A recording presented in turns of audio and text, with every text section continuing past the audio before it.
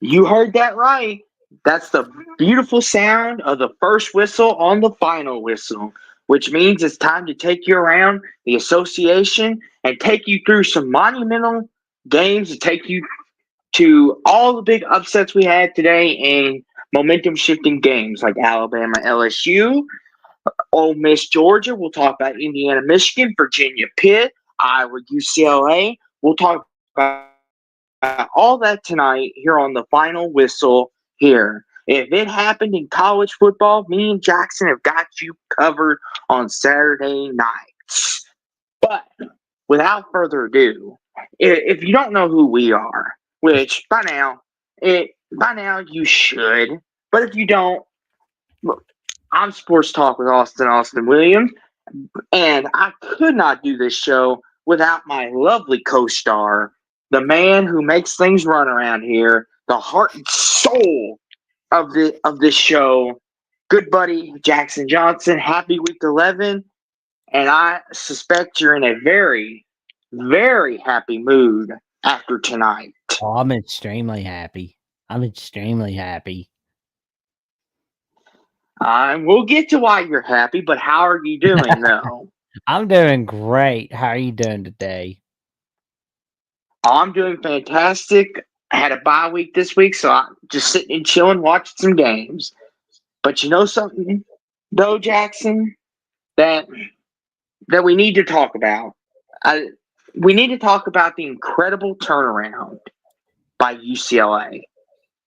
I mean, Oh yeah. well. First off, let's pay respect to the Cal Golden Bears. Their first conference win in the ACC. That's huge. Oh my god. Yes, yes. Even though it was against a bad Wake Forest team, it's still a very good win. Not Caliac, man, it's wrong quarterback. Mendoza, he lit it up on Friday night, and Cal's defense came to play, and they went into Durham, North Carolina, and got the W. Congrats, Cal. There we go. I mean that was a huge, fantastic win by Cal. I mean, their defense stepped up in the final moments of the game. That was the thing that really impressed me, honestly. Yes. Yeah, what has been scrutinized, Cal's defense made the biggest of plays, and give them all the credit in the world. They got their first win under Jeff Wilcox in the ACC era. Hopefully, more good stuff to come. But speaking of good stuff, Jackson, now we could talk about it. After Yeah. starting 1-5, the UCLA Bruins are just 2 wins away from bowl eligibility. Talk about it, Jackson. Ooh. This is your kind of story. I will say, they started out 1-5 to start off the year, but now, I mean, they rattled off 3 straight victories. They had that big win against Rutgers, then they dominate Nebraska, which I had a full bitch fit Yeah, on that. Let's put it that way. But All Fair Jack came out. yep, that off air Jack came out. But It's which okay. I was more mad at Nebraska than I was at UCLA. But anyway, UCLA, this team has been through a lot of turmoil. Mhm. It's like, do we keep Chip Kelly? Do we not keep Chip Kelly? What do we do? Deshaun Foster at the Big Ten Media Days, like, uh, what do I say here? Yeah. 1-5, disastrous. 3 straight wins. But you know who's on that staff? Eric Bieniemy, the OC, is on that staff. Hmm. And I'm sure he's had a humongous part in the turnaround. And my question is for Eric and there's 2 questions. One's going to be with Eric Bieniemy. Do we see him go back in the NFL? Like, if UCLA goes to a bowl game and wins, because of like going from 1-5 to, let's say, 8-5. Do we see that happening Yeah. with Eric Bieniemy? It's a possibility. You would be a fool not to want to look at him, especially if you're a team like, the Carolina Panthers or maybe the Raiders or the Giants. Right. Yeah, like even if it's to look at him as an offensive coordinator, it wouldn't hurt. Oh yeah. I mean, he was the OC for the Chiefs at one point, so that is a good reason why to look at him. Or But maybe the Titans could be in the market for the OC. Your Titans could be in the market for. Oh yeah, we need some offense like a baby needs milk. But I pulled up Go ahead, though. the last bit of the schedule. Next Friday is against Washington, of course, on Fox. Then the week before rivalry week is that famous Victory Bell rivalry against USC. USC has been a disaster this season, and Fresno State has not been really not impressive for most years. They've been good enough to make a ball game, but that's it. Can we see UCLA rattle off 3 more victories, 2 more victories? Can we see the Bruins do just enough? Is the question. By the looks of it, Jackson, I think it's possible. I will say next week at Washington, it's a very tough task because Washington's home environment is one of the best in college football, and it's going to be at night. So if they can pull that out, I don't see why not. If they pull that out of the fire. But I know we're giving Big Ten. Oh, go ahead. I mean, it could happen. I mean, I think they can pull it off. But what do we have to say about Iowa? That's the question. Yeah, I was just going to say, we're giving UCLA love, which we should. I mean, they deserve all the love in the world. The fact, Jackson, that they can possibly go bowling after a disastrous schedule. I mean, Jackson, I even told you, I'm like, what did they do to the Big Ten commissioner to deserve this? And you were just like, it's their athletic department. They're a dung heap. They don't know how to run things. Which, here you tell Jackson, you still think that's it. Their athletic department's still a dung heap. I think it's a stinking pile of a dung heap. I mean, my God, it's the way they handled that Chip Kelly disaster last year. I mean, it's like you're either gonna fire him or you're gonna say he's gonna return.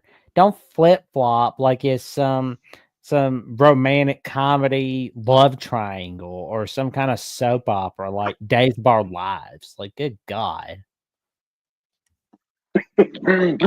Oh my goodness. Days of Our Lives. But yeah. They should call it should be like Sands of the Hourglass. So were the days of the UCLA Bruins. Cue the music. Da, da, da, da, da, da, da, da, da, da. Oh my gosh. Oh, get back on train of thought here. I will say too, Urinating Tree's gonna hate me for that.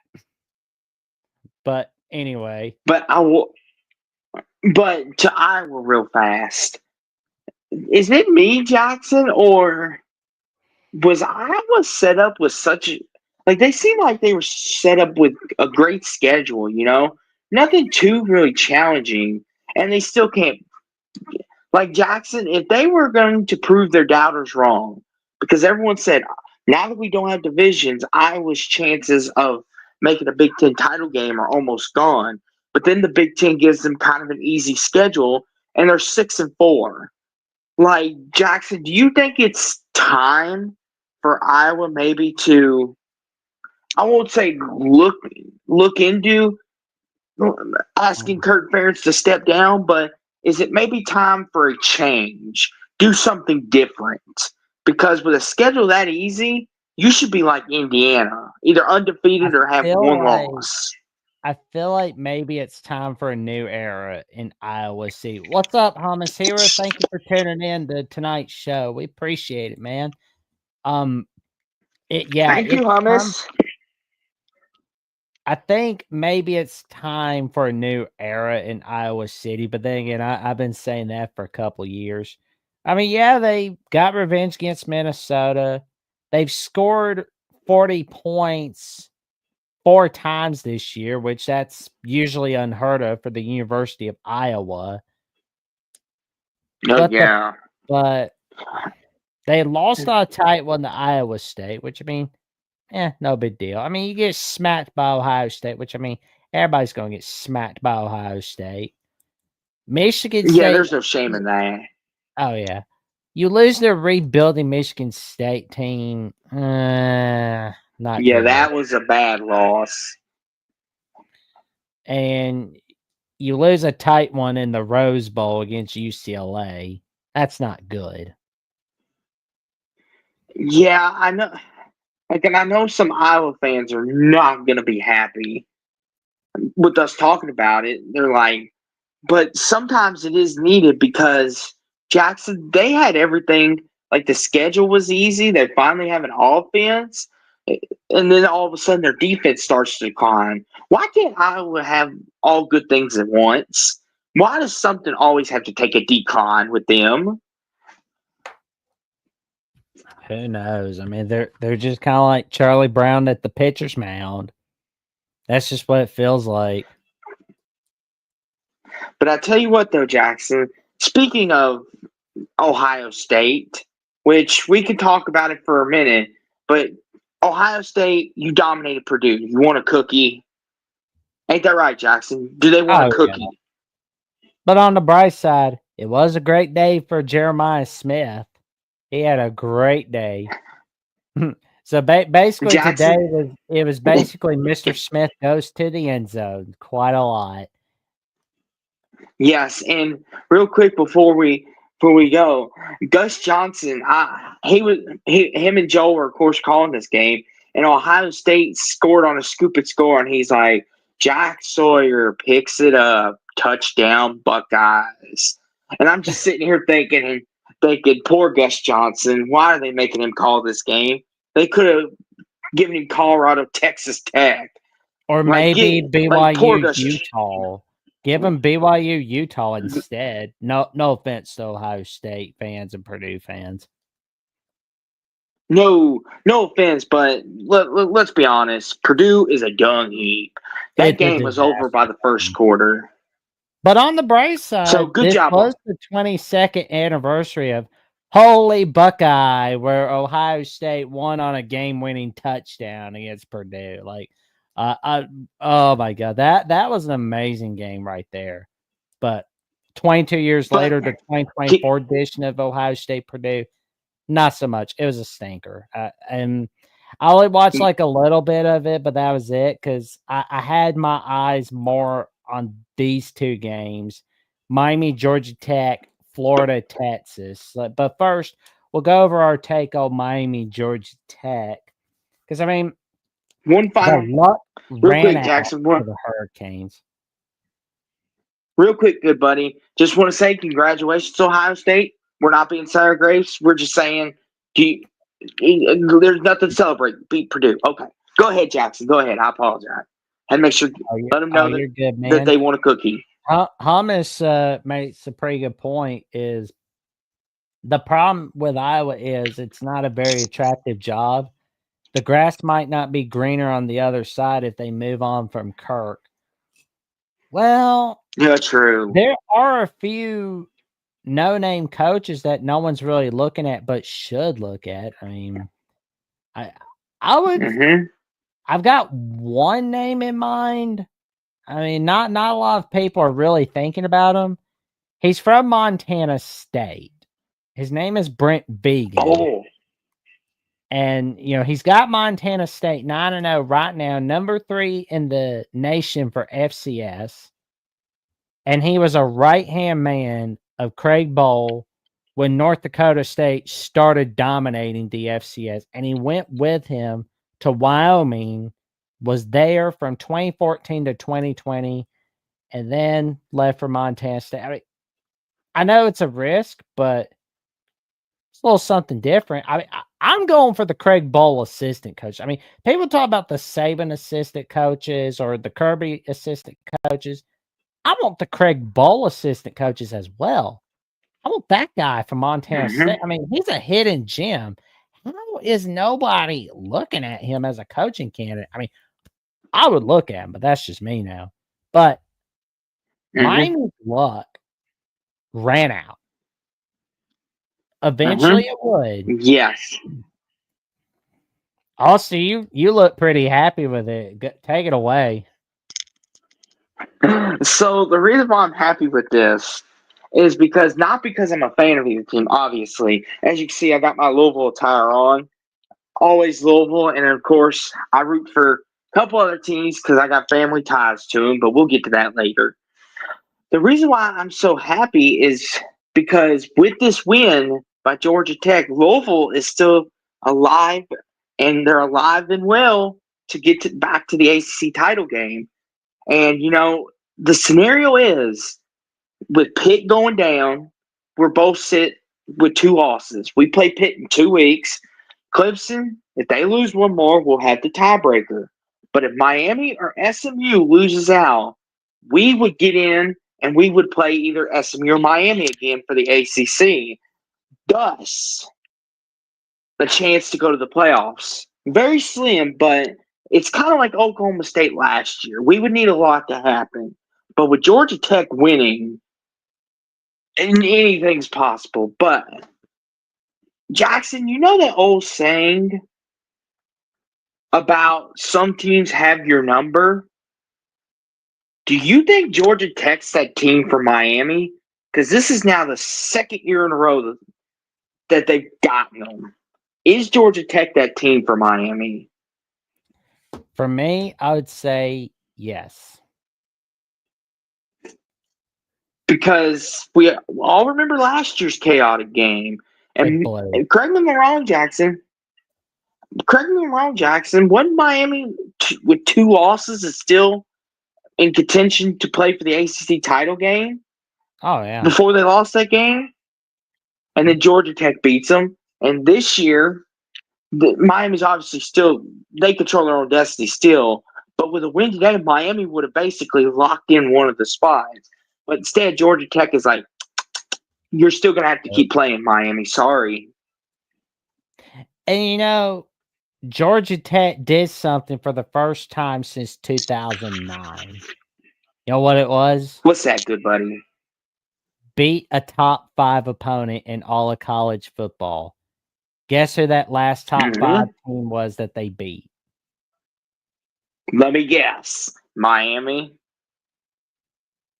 They didn't beat Miami that year. They lost to Miami on Thursday Night Football in week 3 that year. Hold on. Who would they be? Non-conference or conference, Jackson? Conference. And chat, you're welcome to chime in on this as well. I'm trying to see if I know. Give us the team that you think it is. Yeah. Want y'all to chime in on this too. It's our trivia question for the night from Jackson. Our Aflac trivia question. Yes, the final whistle trivia question. Jackson, did this team go and win the ACC that year? No, it was a team that was a 2-time defending ACC champ. Oh, I should know this. It's your conference, bro. I know. I was very tiny at the time. Who won the ACC in 08, 07? Who won it those 2 years? Would it have been Jackson? Would it have been Florida State? Florida State was crap. Wasn't Clemson, was it? They were always coming up short. Okay, I'm starting to blink. Give it to me, Virginia Tech. Jackson. I know I should. Virginia Tech. I should have known that. Why didn't I think? Duh, that's Virginia Tech's glory days. But okay, go ahead. Go ahead. Yeah, Virginia Tech was number 4 in the nation at that time. And ironically enough, Georgia Tech beat them 28-23. I should have known that. Yeah, that's now. Yeah, that Jackson. Something tells me that that score was meant to happen for a reason. that that was so hard. Damn, Virginia Tech. I'm sorry. I should have known that. It was because I was trying to go back in the memory bank. Oh my gosh! But it's okay. It's okay. We're all smart here. It takes us a minute. We got a lot to think. Yeah, was good then early in the 2000s. They were competitions to Larry Coker and Brock Berlin with the Canes. I like that team. But yeah, Georgia Tech though, Jackson, monumental win. And what did you tell me about Brent Key at the beginning of the year, Jackson? You said, a great future. I like where this. Yes, you said you love what he's bringing out at Georgia Tech, and you suspect we're going to see plenty more magic from him. Yep. Well, did we know, Jackson? You're a fortune teller. I don't know about that. I mean, I don't know if I got silver coins rolling around here, but I mean, we'll get there. But I just watch the trends as they come and go, and I just watch the same game as everybody else does. And Dot P wishes all a good morning, and good morning you too, Dot P. What's up, Jason O? Thank you for tuning in to tonight's edition of The Final Whistle. We appreciate it very much. Yeah. And I want to say this, Jackson. I know you said you paid attention, but did you pay attention to what Georgia Tech was playing as a defense? They were playing a certain type of defense. For the first time in a really long time, Jackson, Miami didn't have an answer for it. No. Did Georgia Tech just give the ACC the blueprint on how to beat this team? I think they just might have. Now, obviously, we know Miami plays Syracuse and Wake Forest. I mean, let's be honest, Jackson. Miami's going to beat Wake Forest, right? You lose one of those games, you don't need to be in the ACC title game. You need to reevaluate your whole life. Here's the thing, Jackson. Is it at Syracuse or they play Syracuse at home? I believe that Syracuse is a road game for Miami on rivalry week. Okay, so that Wake Forest is senior day, but I mean, I don't want to hear that you're losing the Cuse. I don't want to hear it if you're Miami. I don't want to hear that. Well, because here's the thing, Jack. Well, here's the thing, though, Jackson. But we know Syracuse's stadium is haunted. I mean, let's be honest. Teams, you talk about Jackson. You talk about Pitt is where dreams go to die. Syracuse is where dreams go to die. Just ask Clemson about that. Oh yeah, I know a lot about that. Great win, Georgia Tech. Great win, Georgia Tech. I'm happy for you. You're bowl eligible. But Jackson, my prediction of Florida going 8-4 went down the toilet today. Doggone it. But I will say, at least we know Billy Napier will be back for the 2025 season due to his vote of confidence. Because I mean they can't afford to fire him because number one, they got a huge buyout, and secondly, they may have to fire their men's basketball coach Todd Golden because he's allegedly going out to go be a pervert on Instagram DMs. He's doing the mess around in the back room, as you like to say, Jackson. Yeah, you're not supposed to be doing that. And the thing is, the student reporters at the Alligator gave out that they were like, we see some stuff going on. We're releasing this to the press, But I will say this though, What the Jackson. hell is going on with the University of Florida? Jackson, I guess they can't sustain success. But I will say this though, Jackson. It's the You did same have some anything off the historical field. I mean, good God. Jackson, even though this was a typical day for Texas, but there was some historical significance to this game that you would love to share with the audience. Because Jackson, you are It the history almost man. happened. So go for it. There's some It almost did, historical but go ahead. significance that almost happened. Because we heard about it today. It was almost the first time that Florida got shut out as a whole since 1988, where they lost 16-0 against Auburn. And 1982 was the last time that Florida football got shut out on the road, and that was against the Georgia Bulldogs. I can tell you, that was wild. My God. Like Herschel Walker and that Bulldog offense, that was, you do not want to be in the room for that. That's a no. Yeah, 44-0 is on CBS. Like, okay, time for the Andy Griffith rerun. Nobody wants to watch a violent game like that.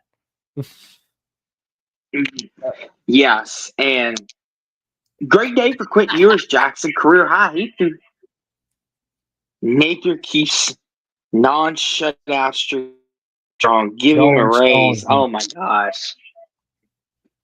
Oh, he's a disaster. Jackson. But I will say this before we move on to our 3:30 time window here. Quinn Ewers, 5 touchdowns today. He looked better. Texas looks like they could be playing for the SEC title at the end of the year, but we'll have to see.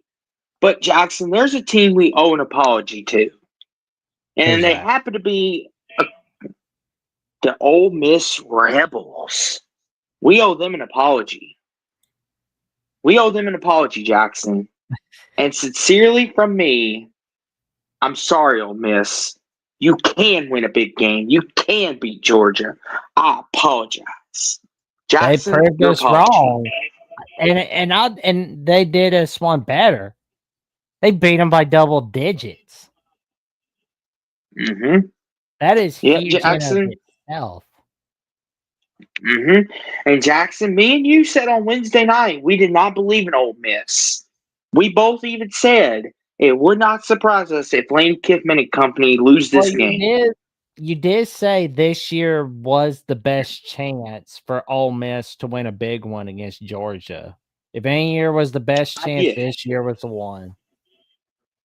Yes, I did say that, and it showed today, Jackson. This is not the Georgia from 2 years ago. Like, they are bad. Like, Georgia has played more bad games than they have in the last 2 years combined. Like, Jackson, have they just lost their composure or what? It seems like they're undisciplined.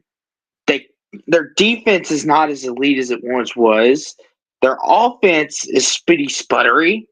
Like, what's going on in Athens, Jackson? Like, you're an SEC guy. Give me the scoop. Don't know, man. It's Beck was smiling on the field, which, I mean, he was like, I don't know if he was just trying to stay calm or what it was, but he was just acting like, I mean, oh my God. I remember Johnny and I were talking about this, but he does kind of look like Mr. Pink from Reservoir Dogs, and I just kind of wish Mr. White was there, just be like, we need you at the light. You need a freaking bag on your hip. Like that would have been the time right there. Like, don't be like screaming, crying, running around circles, but you do need to act like you need a freaking bag on your hip, not smiling on the sidelines. But it was funny though, the fans stormed the field twice. Yeah, I saw that. Go ahead. Yeah. Jay Snow says Bet don't give a heck about losing a football game. Well, I mean, he is getting paid an ass load of money, so There is that. He should, though. You're at Georgia. You're expected to win. You're expected to win titles. Oh, yeah. And Utah has stopped BYU from tying the game at 21 apiece after BYU scored a touchdown. The Utah Utes are still winning 21-19 in the fourth quarter with 12 minutes, 35 seconds left in the game. It's a wild one, but yeah, the Bulldogs, I wonder what they're going to bring to the table next week against Tennessee, because yeah, they usually get it done against the Vols, but it's a playoff Here's the elimination thing, Jackson. at this point. Here's the thing, Jackson. Because let me be honest with you. I did say on Wednesday this would be probably the best chance for Ole Miss to win this game. But I still, Jackson, I still didn't believe that it was going to happen, even though it did happen, I still wasn't going to believe it. That's why I picked Georgia, because Lane Kiffin can't win a big game. We've seen that time and time again. We all remember 2 years ago, right, Jackson? In the Egg Bowl, Mike Leach's last game, rest in peace. He makes those stupid decisions, and it cost him the football game, and could have gave them their first 10-win season a whole lot sooner than it did. But, and it's just like, I didn't expect anything different. But I will say this, though, Jackson. Do you think Ole Miss has a shot at the playoffs now? Oh, yeah. I mean, all they got to do is win out and they're in. That's just how it is. There's no questions about it. I mean, So you win out, you're in. No questions. Don't win out. So you think with this win, Ole Miss is pretty much, as long as they don't screw it up again, should get a playoff spot. That's all they got to do is win I like out. it. Okay. They're in. So to put a bow on this, though, Jackson, let me ask you this: do you think we learned more about Ole Miss today, or you think we learned more about Georgia? Both. We learned quite a lot about both of them. And Breakaway 34 says Ole Miss is going to the playoffs. Playoffs? I just want to win a game. Talk about play. Just want to win a game. But yeah, I mean, it's hard to argue, especially after what took place tonight in Baton Rouge. But, we'll talk about that in a minute. But you know what? I love that. I love that. Joe Pesci's so funny in that movie, like where he's just busting with the judge, where he's just where he's like, everything that guy just said was bullshit. Thank you.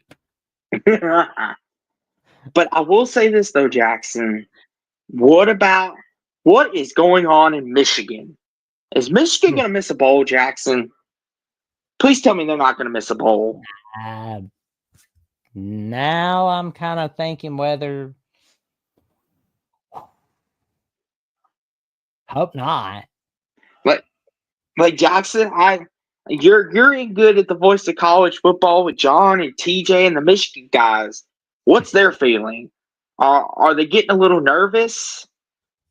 They're just wanting to get through the season and focus on 2025. They're focused on that recruiting trail. So you're telling me they done giving up on the year? They're like, win a bowl game, great. If not, let's just get great players. Well, they're thinking about spoiling Ohio State season, of course.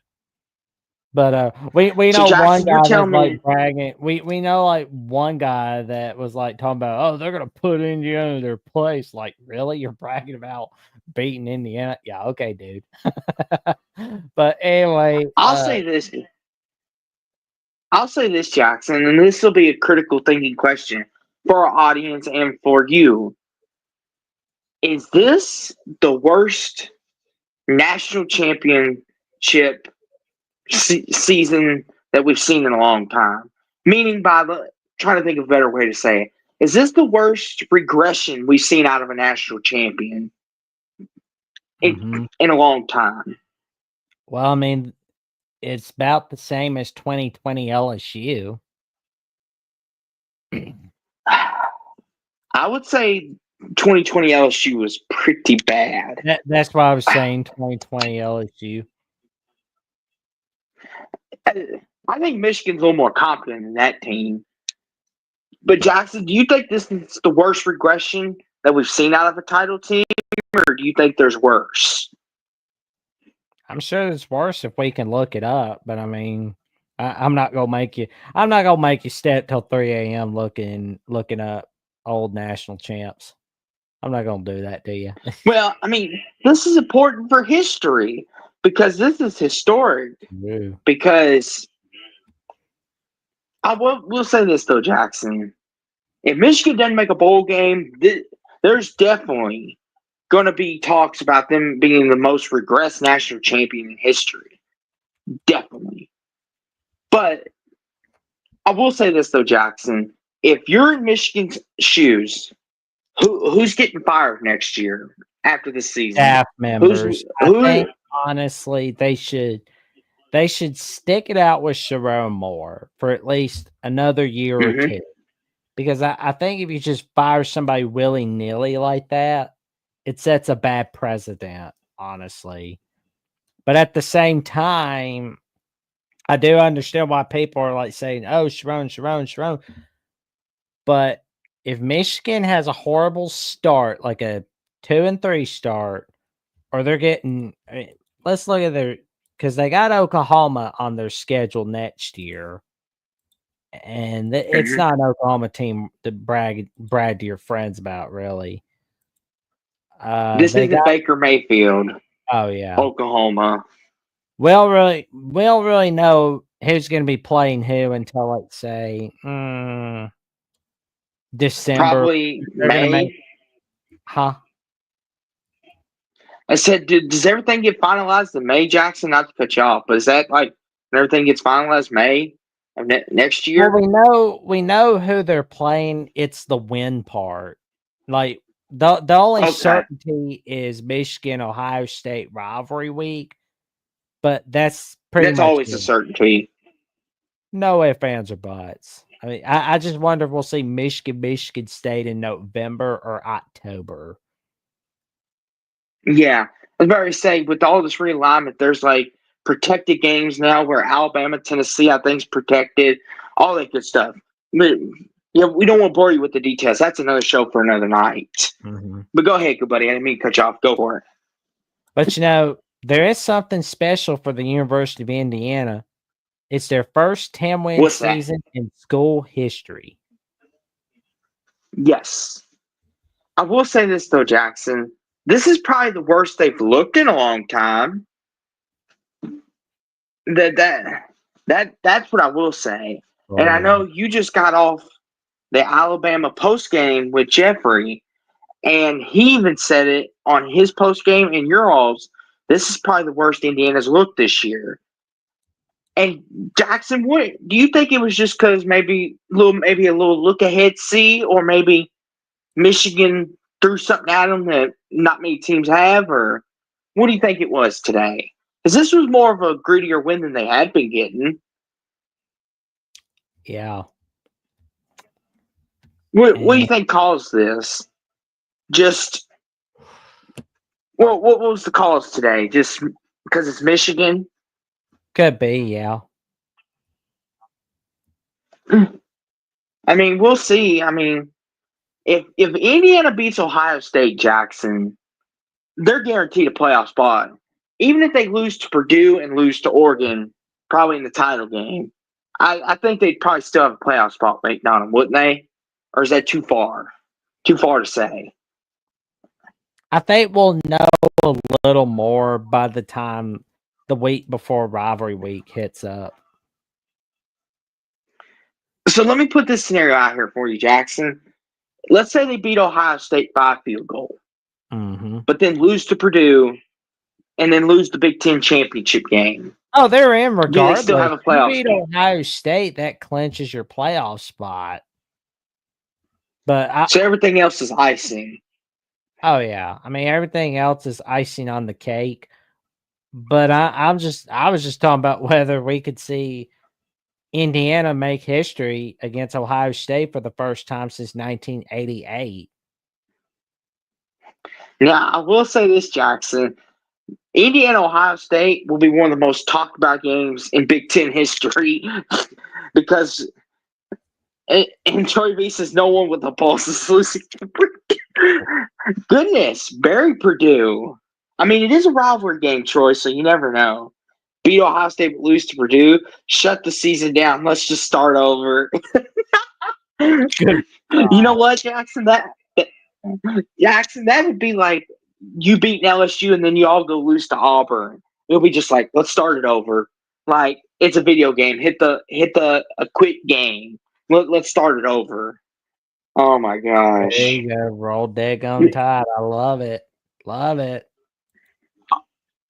Which Jackson, I got a special song for you when we get there, but I will say last thing on Indiana is regardless, they've won 10 games. Proud of them. Happy for Signetti. And let's hope they keep rolling because it's good for the sport. Speaking True. of, Jackson, what the heck happened in Lawrence today? Did your darlings decide they wanted to play tonight? What the hell? Pardon What my language, but what Iowa State had was failure to communicate. Some teams you just can't reach. Well, some teams want it this way where they allow 40 points from a Kansas team. Well, they get it.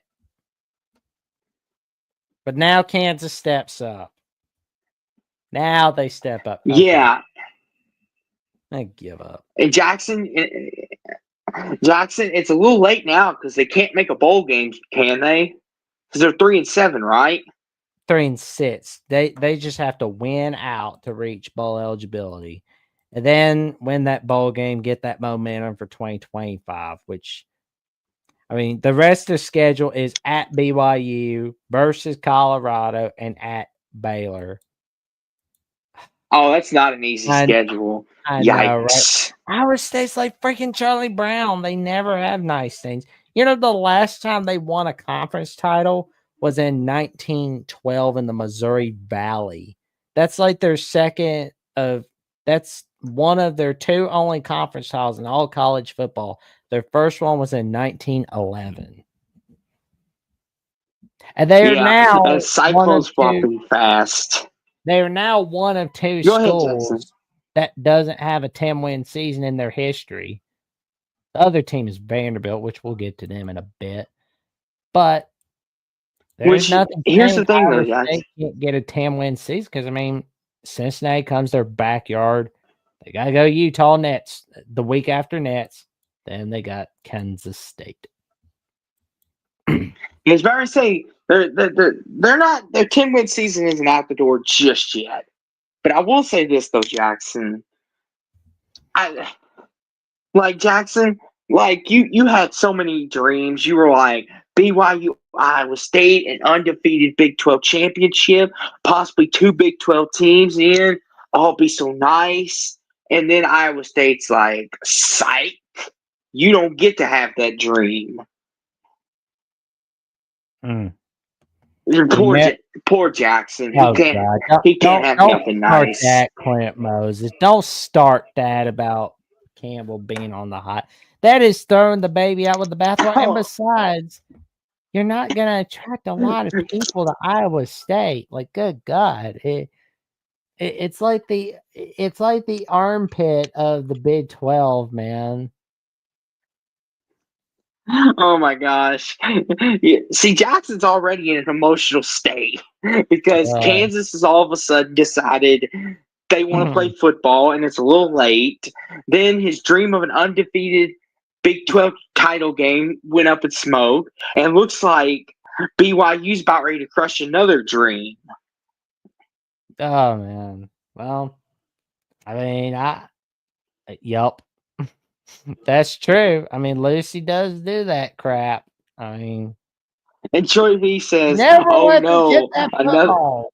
Like, oh my God. But I mean, He did Another get baby some, went the he way did get some karma though, water. where it's like when he tried kicking the football, he accidentally kicked her hand. Like, Oh no, another baby went the way of the bathwater. Yeah, Jackson, you're just throwing the baby out with the bathwater now, aren't you? You throwing out a lot of babies this year. oh man, Yeah. And Troy, if I had a quarter for each, I'd be rich. True. If I had a quarter every time Jackson said, "Don't throw the baby out with the bathwater," we'd all be rich here.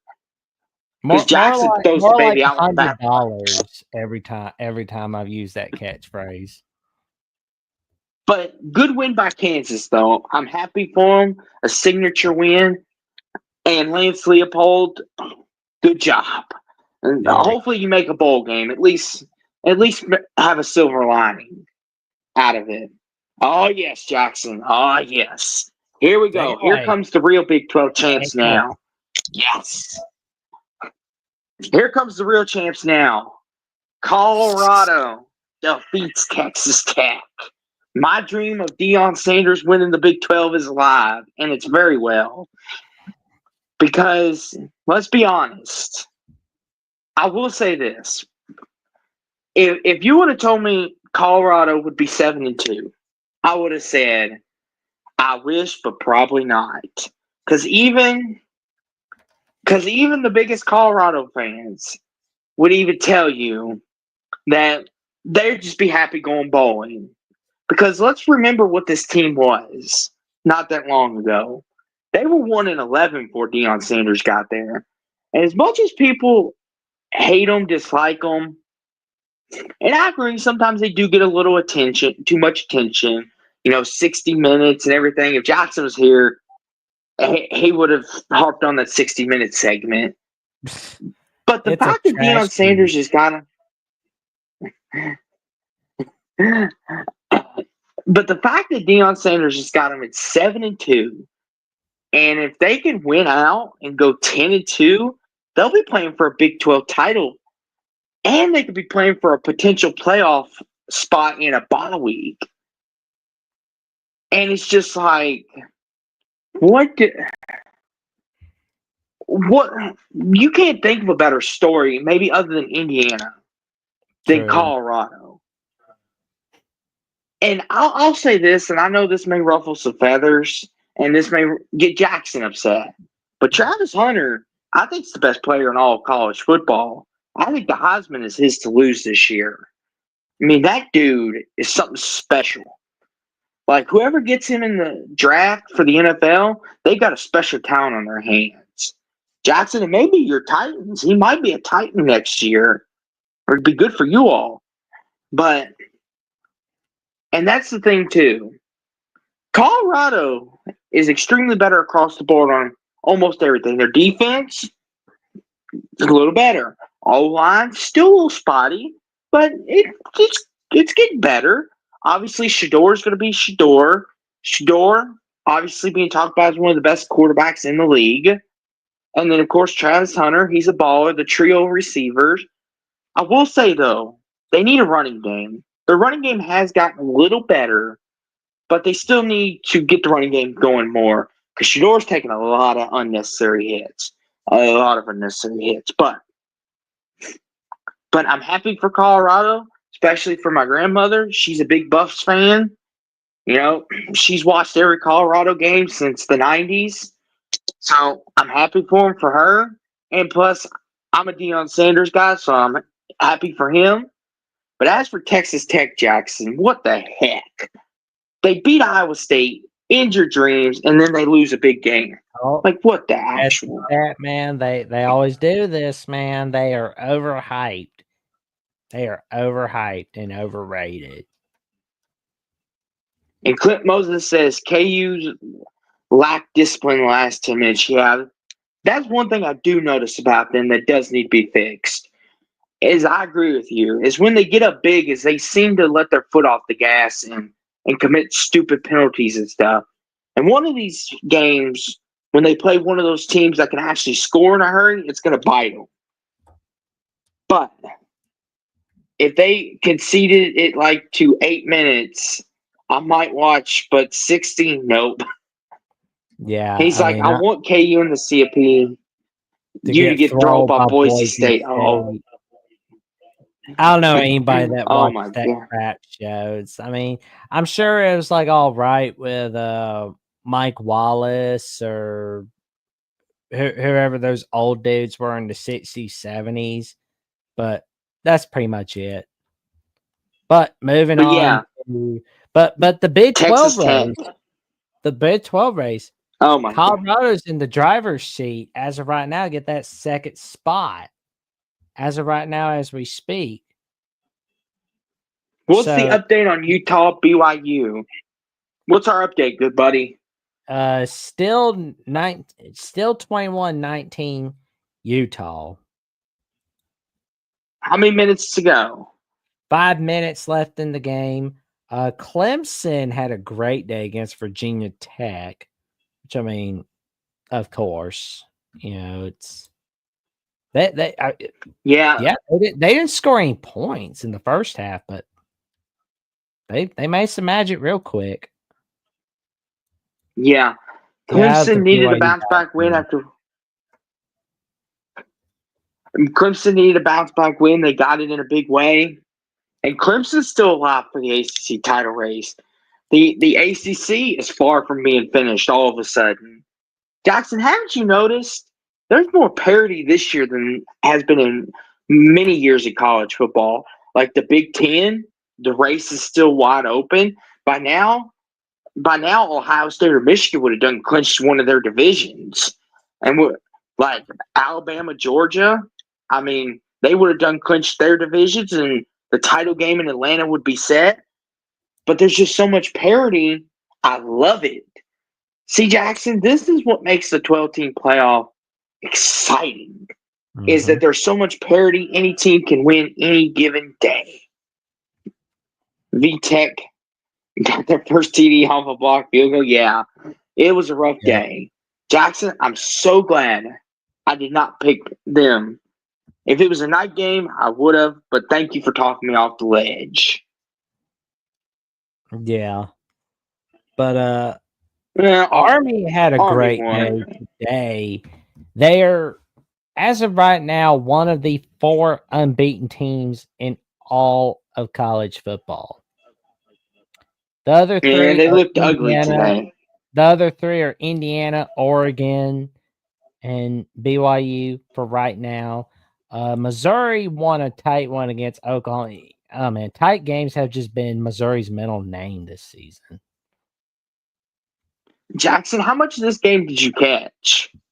I did not catch much of it, but I know our buddy Jeffrey caught a little bit of it. But it was just like Jackson, flip that flopping ending all was over the place. Jackson, that ending was crazy. That was one. Scoop That was and score. one of the. Yeah, Missouri ties it with Drew Pine, and then the scoop and score. I'm just like, you can't think of a better game than this. But good job for Missouri getting the win. But I will say though, Jackson, they are very fraudulent. For being a team everyone talked about being a dark horse in the SEC, they're very fraudulent. They should not be playing Oklahoma to a standstill. Not this version of Oklahoma. I mean, I just gotta say though, I feel like if Uh-oh, Missouri had a Jackson. harder schedule than they had this year, we'd be seeing more losses on there. But we'll find out, see whether they beat South Carolina or not, which, I mean, my bet is they're not. But that's no time for another day. Breakaway 34 has a question for us. Is Venables legit or a fraud? Take it away, Jackson. You love these kind of questions. Go for it. I would say it's a flip of the coin on Brent Venables. It is a flip of the coin. I'll say this, Jackson. I like Brent Venables. I think he's a great defensive head coach. I mean, you've seen the defensive improvements at Oklahoma when he got there. They went from having no defense to having somewhat of a defense, having a pulse. But as far as building a whole complete team. I feel like maybe they shouldn't fire him, Jackson. Maybe they should just demote him to defensive coordinator and keep him on staff because he's a great defensive head coach. I will say that. But maybe just demote him to that. The last time they had a losing record was in 1998, where they went 5-6. Oh boy, that's bad. Are they gonna have a losing record? Well, their remaining games are against Alabama at home and I believe they got LSU on the road. Let's check and see. Yep, Baton Rouge. They gotta go to LSU on rivalry week. Oh, I still don't like LSU Oklahoma being on rivalry week, but I could have another discussion on that another time. But it's just point being, what's the decision gonna be on December 1st? From the way it's looking. OU struck out on every coach they wanted, settled for Vinny. And Breakaway says, yeah, I'm thinking fraud is more as the days go on. And Moses says vegetables is fraud. Oh my gosh. But yeah, and Troy V says fraud as well. A lot of people are not liking Brent Venables. Oh yeah. It is not looking too good for him. I don't think he's going to be unfortunately for him, I don't think he'll be lasting long. Like, we don't think he should be fired after this year, but if it's another year like this next year, then okay. But yeah, Oklahoma, they're going to get real tired of that eventually. I mean, they'll get somebody really good, I'm sure. Because I mean, if you think Oklahoma's not going to get anybody good, I mean, let's look back at the history. They've always gotten somebody really good. I mean, they're going to get a coach on the rise, either a coach that's like in the non-group of five, or they're going to get a right-hand man that a lot of people have been really talking about. I'm sure they'll get somebody because I mean, it worked out by getting Bud Wilkinson in the 40s, 50s. It worked out with Bob Stoops when he was the right-hand man to Spurrier. We've seen it work out all over the place. We've seen it work out for even Chuck Fairbanks. You know, he was a right-hand man. We saw it work out for Barry Switzer. I'm saying we're going to see this kind of thing happen again. I'm thinking Oklahoma's going to try again. Oh, Jeff Lebby can turn around Mississippi State, come back, do a. I don't see why he couldn't. But I mean, well, yeah. He was just kidding. Yeah, I mean, nobody can win. It's not like Mike Leach, Mississippi State, I don't think. I mean, Mississippi State's but I tell you, Mississippi State's a hard program. There's one guy. Mississippi State's a hard program. What's that? Shane Beamer from South Carolina. I don't think he wants to leave South. I don't think he'll leave South Carolina. I mean, he did leave Oklahoma, but at the same time, you get an easier chance to win. Wouldn't it be a lateral move? Huh? Because why would you leave the place? Let me ask you. Okay, help me understand this. So you leave. So let's say he could, Jackson. Why would you do that though? Because wouldn't that just be a lateral move?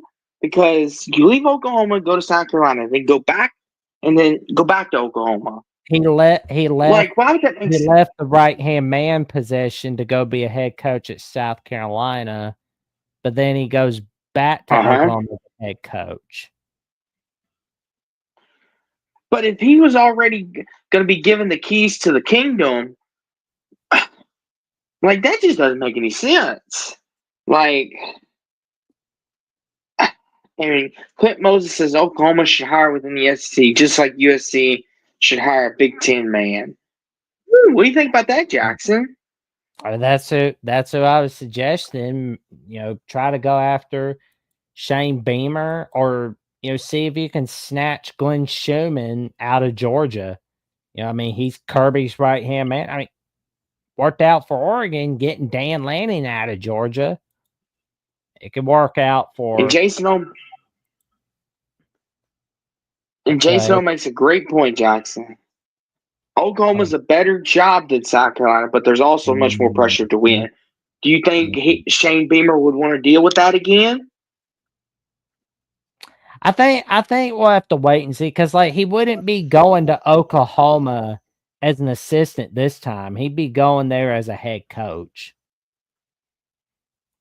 No, I think that's what he means. Is Beamer would no longer be like, at South Carolina, you go 8-4, Jackson. They're throwing a party. They're like, woohoo! Yeah, we're gonna win the national championship next year. Woohoo! Yeah.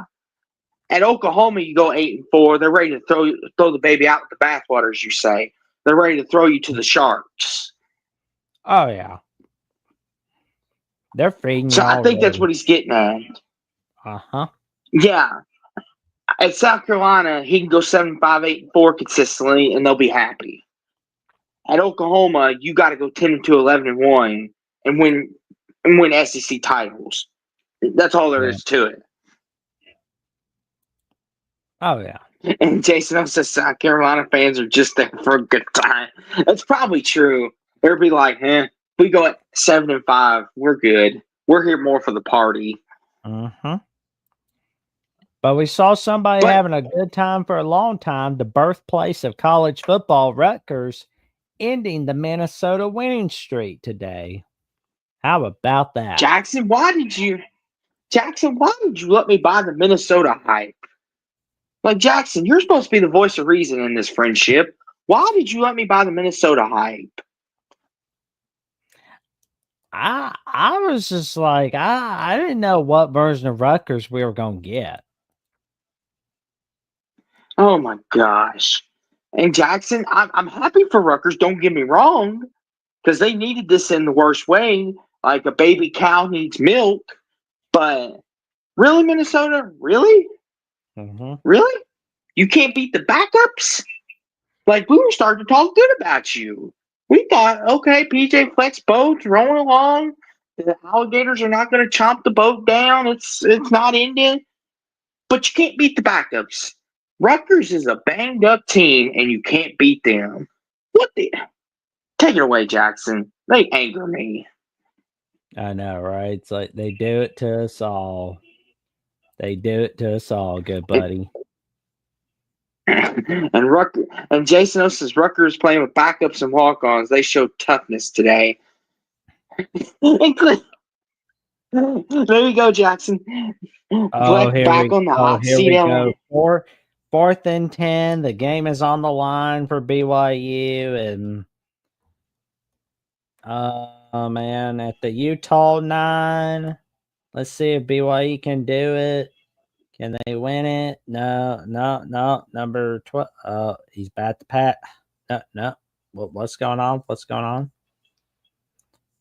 Ooh, let's see. We're getting live updates here. BYU's dreams of an undefeated season is riding on this. Ooh, whoa. What is going on? Yep, agreed. Syracuse, Boston College. We can talk a little bit about Syracuse, BC. BC had a pretty good day today. I mean, should have been a safe day. Oh, they called a timeout. Oh, BYU called timeout right on time. He picked a good time to call a timeout. So, Jackson, I didn't catch much of this game, but it looks like Boston College got a nice win. And they needed it because they were having a rough stretch too. I don't know, how much of this did you watch, Jackson? Bits and pieces. Yeah. I mean, this is a good win. But I will say this, Jackson, since we're paying attention to the Big 12, is Neil Brown saving his job as we know it with this win over Cincinnati? He'll get enough of a vote of confidence for sure. Oh my goodness. That's what Neil it feels Brown like. keeps winning.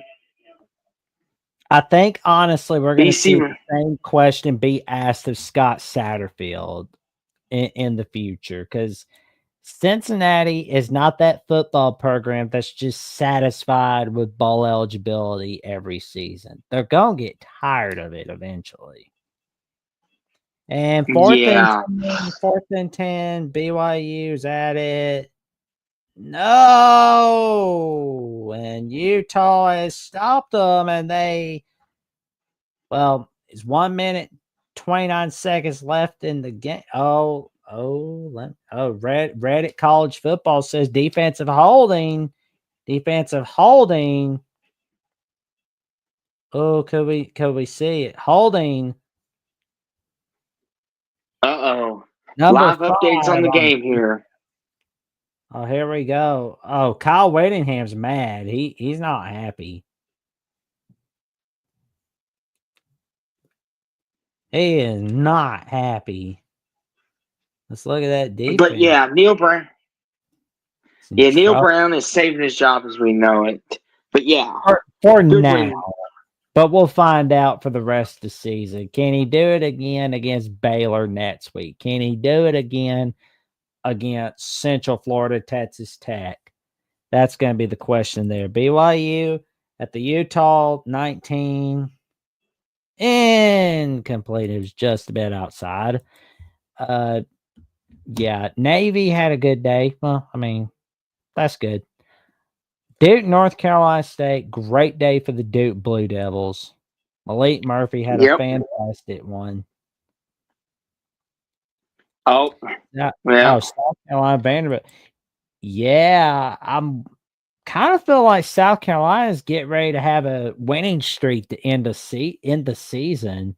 And I can't help but feel like they could play spoiler to Clemson's playoff hopes for this season again.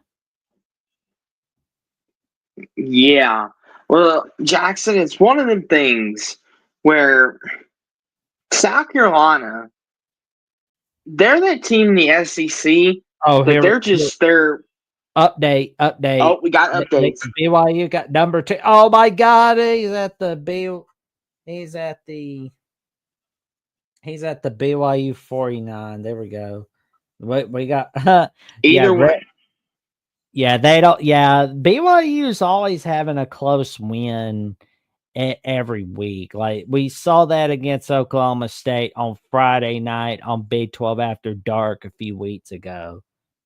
Oh, they're gonna be looking at it. They're gonna be looking. That is a completion. I agree with you, breakaway, but they are looking at it. I will say this, and I'm sure Jackson will agree with me, but this is the Holy War, so you have to throw the records out the way when it comes to this game. And it's a rivalry game. And it's back as a conference matchup for the first time since 2010, when they were in their final days as in the Mountain West. So I get it. It looks bad, but they're also rivals. So go ahead, good buddy. I mean, we said on the Pits Analysis show that this is going to be we thought it was going to be a Utah win for this very reason, because like luck was going to run out eventually. But let's look at so far throw the records out with. There we go. With the bad water. So like Utah has been 9-1 against BYU since 2010.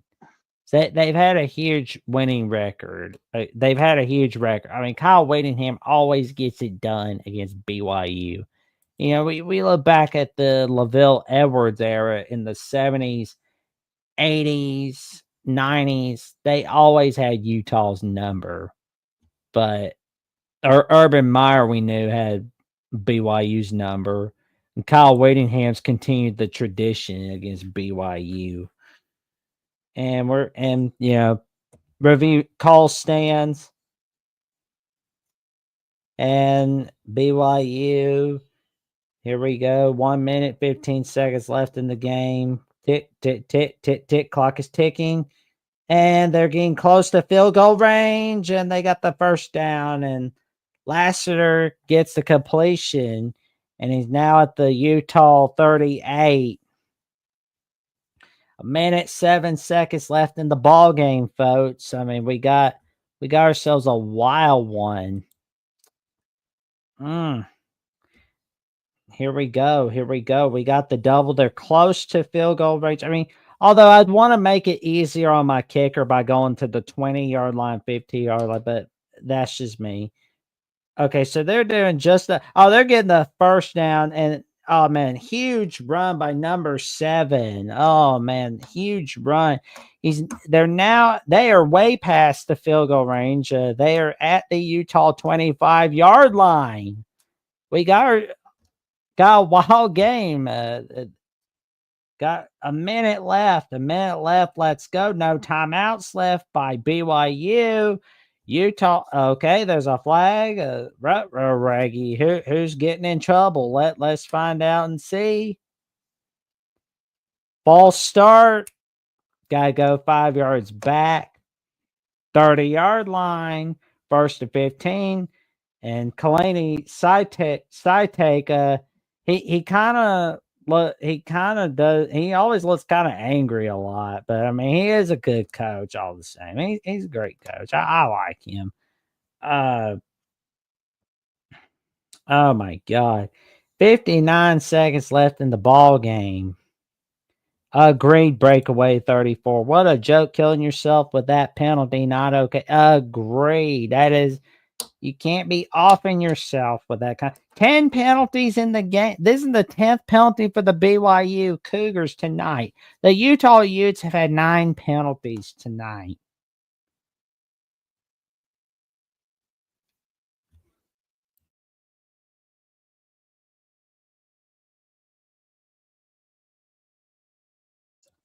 The 49 seconds. They're going the 10-second runoff. It's 49 seconds. I do like the 10-second runoff rule, but I do wish there'd be like a penalty on the winning like if there's like a penalty on the winning team in like the final minute of the game, you can do like a 10-second run up. Like this way it's fair on everybody. Like, add 10 extra seconds. I mean, it's like, who doesn't want more football, It's like, and let's see. Well, we're gonna see the game clock get set. Okay, it's at 59 seconds. Still shockingly. Okay. 2nd and 12 at the Utah 27. Okay, Utah takes their second timeout of the game. They're kind of just going over what the plan is. Chat, what would you do if you were Utah? And what would you do if you're BYU? Would you stay where you're at on the field goal range? Or would you want to go a little further to make it a little bit easier on your kicker? Or better yet, take that chance by going for a touchdown. I mean, it's a rivalry game. Take that gamble. Start with irons hot.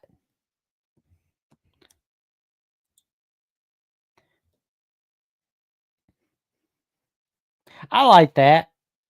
I kind of want to see BYU get a first down. Like, that's what I want to see. Just get a first down. Make it a little bit easier on their kicker. Agreed.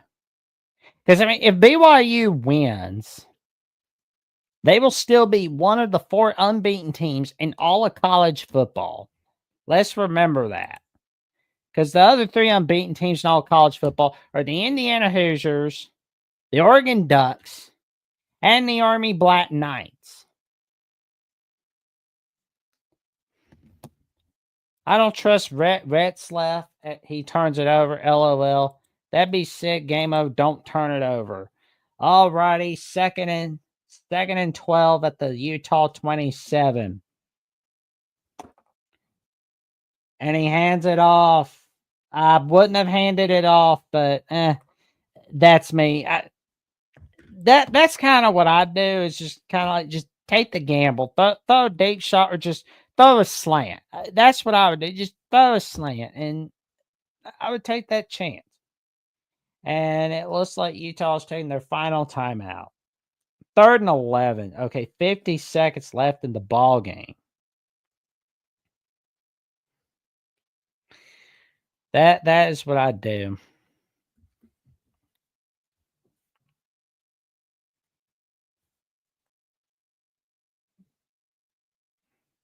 Let's see.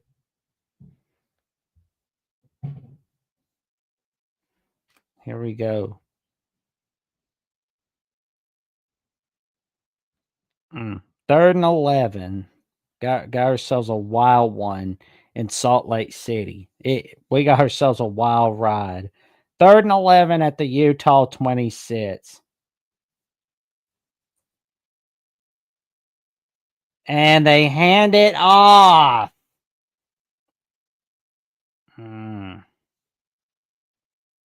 They hand it off, and the clock is ticking. You're 2 seconds behind in the play clock. And there's no timeout to ice the kicker, as Trojans Wire and USC Trojans Live host Matt Zemek says, Will Ferrin 2 of 2 in field goals tonight. 4th and 11, a 44-yarder field goal.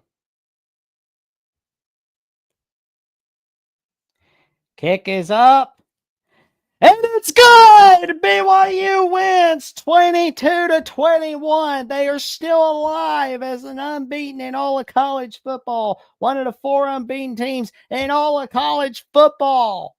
The BYU Cougars are the lone unbeaten team in all of college football. And unfortunately for the Utah Utes, they have lost their 5th straight game in all of college football this season.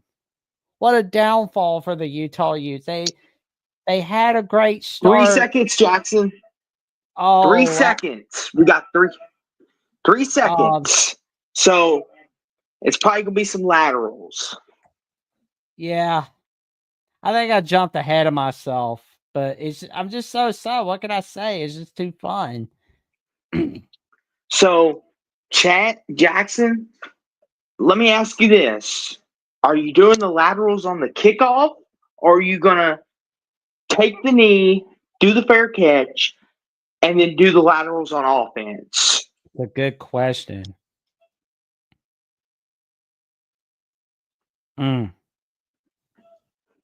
Jackson, could we see a Utah miracle?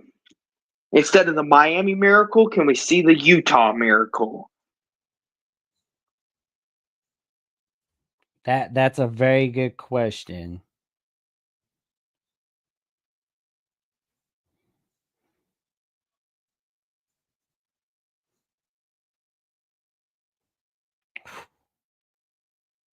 And if BYU and if this stays as is, it would be the 2nd straight win for the BYU Cougars in the Holy War rivalry. We've seen stranger things happen, Breakaway 34, but I will say, this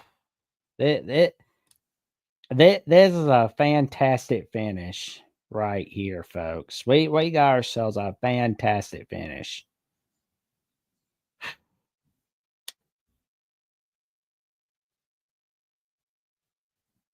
Ooh.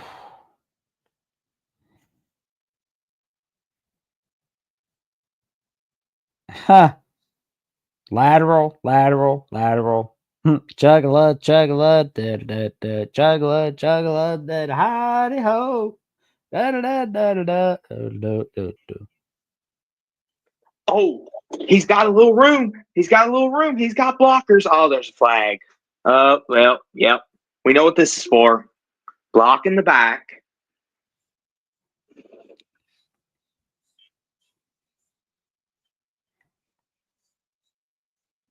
Well, and BYU recovers it. Game over. Now Jackson start the celebration. Oh, there we go. This was a fantastic finish for the BYU Cougars. That what a fan! Oh man, and I'm just posting this game as of right now. Come on, don't use this game against BYU. What a fantastic finish! It's just you can't use that game against BYU. I mean, if it was against Wake Forest, sure. But come on, don't use this game against BYU. But anyway, Jackson, where were we real on South quick. Carolina Vanderbilt? But Real quick, Jackson, I got to say one thing. The Holy War is alive and well. See you yeah, in 2025 for another one. I mean that it's But like the voice of college football knew what was up by putting it at number 4 in the top 10 for the Week 11 slate. but I believe on South Carolina Vanderbilt, we were just talking about South Carolina and momentum. You were talking about it. Yep. Oof. I will say this, Jackson, to put a bow on this, good win from South Carolina. They didn't let the Texas A&M win go to their head. And now they're bowl eligible. So, they're 6-4, right? Or are they Yep. 5? Or are they 6-3? 6-3. Vanderbilt 6-4. Okay. But both these teams are not as bad as in years past. This is a good win. Congrats to South Carolina on the W. And Breakaway says, I wanted more from Vandy and Pavia, but South Carolina looking tough. Yep.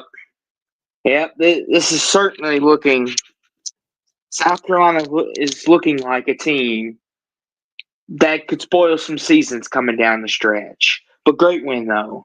Jackson, you got anything else you want to say about this game?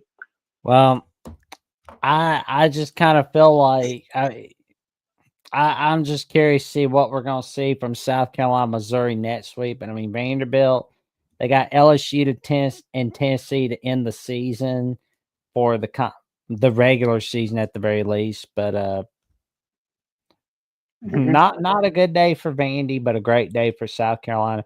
But talk about wild endings. Talk about a wild finish to regulation in Jacksonville State, Louisiana Tech. I don't know if anybody caught this game. I mean, you probably didn't catch this game on your television, but you probably caught it on your X account, your Instagram or Threads account. You probably saw this game where Jacksonville State went for a Hail Mary pass to tie the game, and all they had to do was kick an extra point to win it, but they didn't get it done. But no problem. They're going to get it done in overtime. And, of course, they clinch bowl eligibility with a 44-37 victory. Arizona State got it done in Central Florida. They got it done. Good win. And TCU, good win. Oklahoma State is pitiful, Jackson. I think Oklahoma State. They're pitiful. They're just dung heap. Yeah, so agreed. Yeah. I look tough. But Notre Dame, Jackson, before you go, I want you to be very discreet about this because we have a Florida State fan here. So be discreet. Mm-hmm. All right. Jason O, if you're watching, we're not trying to pick on Florida State again. Jackson, for whatever reason, I don't know why he wants to talk about this, but take that up with him. I'm sorry. Well, but go ahead, Jackson. You have to because Notre Dame is still in playoff contention. Let's not forget that. They are, but Jackson, they did what they were supposed to. I know. Good job. Do you want a cookie? I'm trying to spare Florida State fans the despair.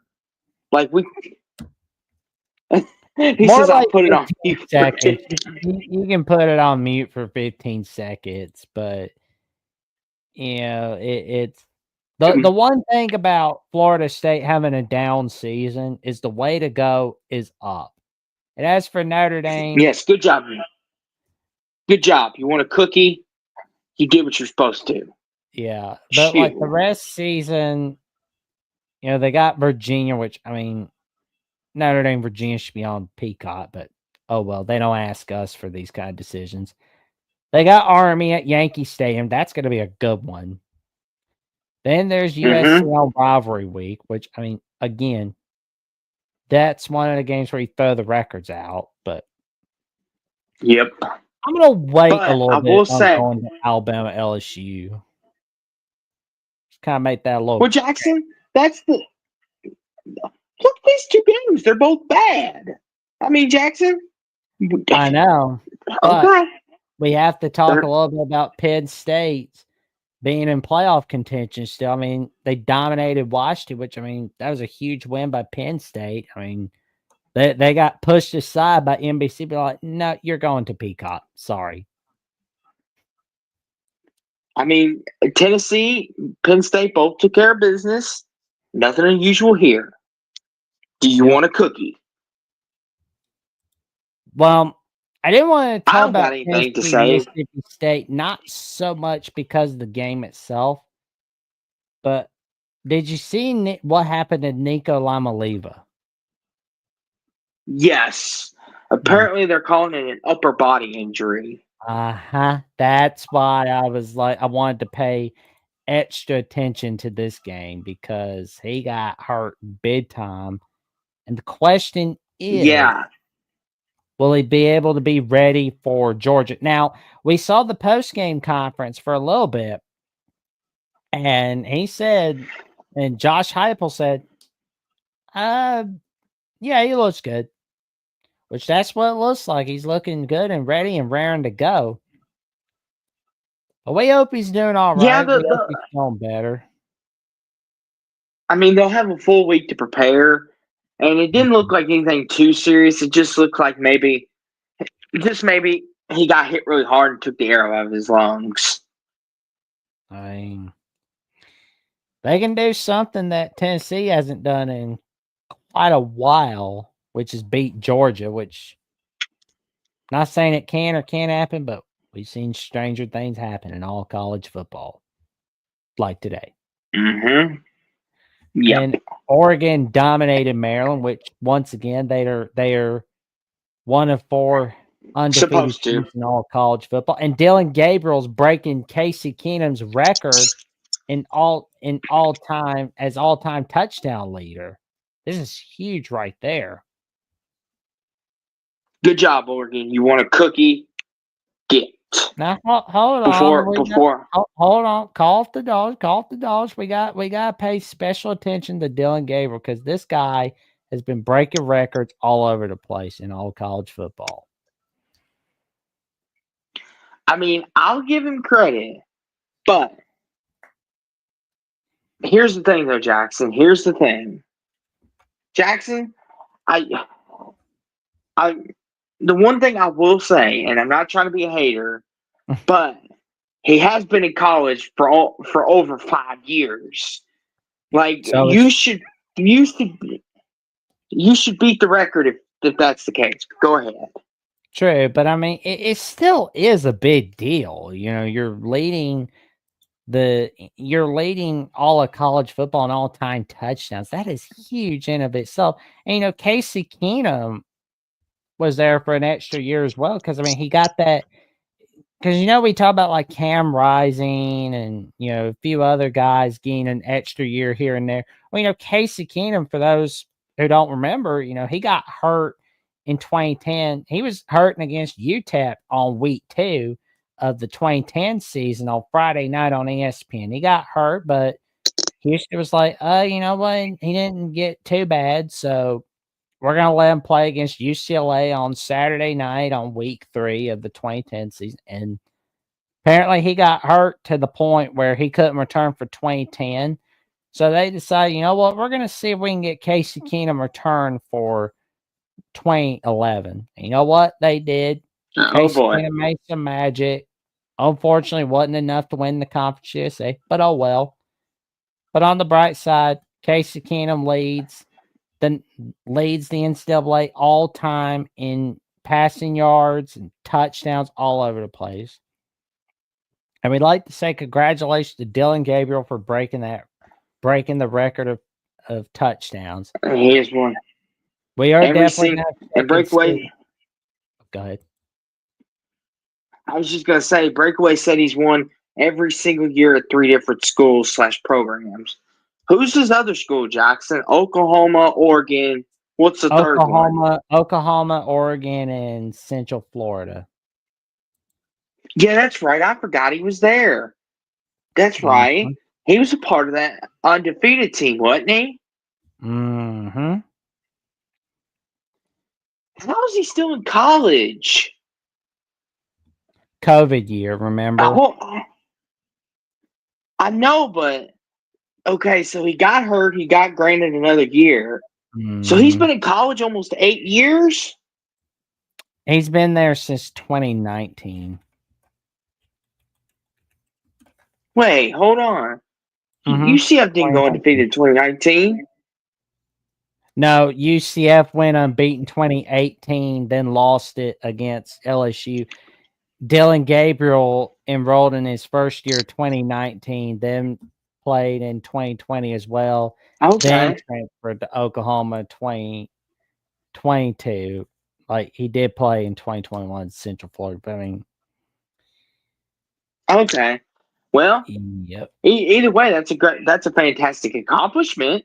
Not take nothing away from the guy, and especially at Central Florida because that's a hard place to win at. Now, Oklahoma and Oregon, if you can't win there, you've got some serious problems. Let's not kid ourselves. But UCF, that's a great accomplishment. But yeah, That's congrats on the big accomplishment. Good job. But now here's what I'm hoping for. I'm hoping he can break the record of Casey Keenum. That would be pretty cool. Passing yards, I think he can break it this year, can't he? Well, he trails Casey Keenum by 1,528 yards for the most all time. Yeah, he'll probably get that this year. Let's hope. I want to see another feel good story right there. Washington State made everybody feel good against Utah State. Yep, Washington State looking good. They're 7-1. What about them Cougs? 8-1. What about them Cougs, Jackson? Proving their value. Go wait and see. They're really helping old Boise. Yeah, and of course the game we just watched. And live reaction. And of course B-Bean. Yes, and B-Bean says there's a little chicanery going on with the referees, but I'll leave that at your all's discretion. A lot of, but Jackson, some people were like prevarication, procrastination, and chicanery, but I'm just like, heck, I just want to see BYU. I want to see if BYU can win the Big 12. Honestly, that would be a pretty good story right there. But it came for Alabama. LSU. Okay. But before you do that, good buddy, before you do that, I got to be a man here, and I'll give it to you, Jackson. Right. You all got the win, and I got a little chant for you. Rammer Jammer, give them hell, Alabama. Something like that, right? It's Rammer Jammer, Yellow Hammer, give them hell, Alabama. Yeah, thank you. Okay. I'll just give you a roll tide. There we go. Roll tide, good buddy. Now take it away. We dominated the LSU Tigers. Like Jalen Milroe had a great running game tonight. 4 rushing touchdowns. Oh my God, he had 185 rushing yards. My God, that was huge. Austin, what was it that I told Jeffrey on Thursday night on the call-in show? that we needed You more. you wanted you wanted to see more carryover from the Missouri game into LSU. Yes, sir. That's what I wanted. And we got more than what we bargained for, and I love it. Now, the rest Yes, of and the I will say, schedule looks pretty easy, right? But here's the thing.